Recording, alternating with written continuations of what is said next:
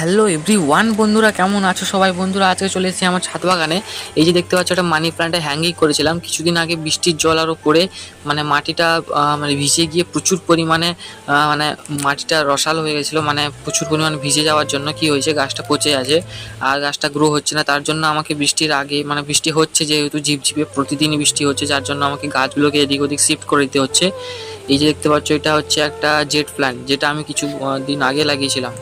এর দেখো কতটা গাছটা বড় হয়েছে, মানে আমি দেখেই বুঝতে পারছি না গাছটা এত কেন গ্রোথ রয়েছে। প্রচুর পরিমাণ গাছটা দ্রুত দৌড়াচ্ছে, মানে এতটাই গ্রোথ গাছের, আমি দেখেই অবাক হয়ে যাচ্ছি। অন্যান্য গাছের এমন গ্রোথ দেখতে পাই না। মাত্র কয়েক মাসের মধ্যেই গাছের গ্রোথটা দেখতে পাচ্ছ, মানে মোটামুটি 4 ফুট 5 ফুটের মতন হয়ে গেছে, মানে বড় হয়ে যাচ্ছে প্রচুর দ্রুতভাবে। 2-3 ফুট মতন তো হয়েই গেছে। তো এটা হচ্ছে বোগেনভিলিয়া, মানে বাগান বিলাস, যেটা তোমরা জানো কাগজ ফুল নামে অনেকে জানে।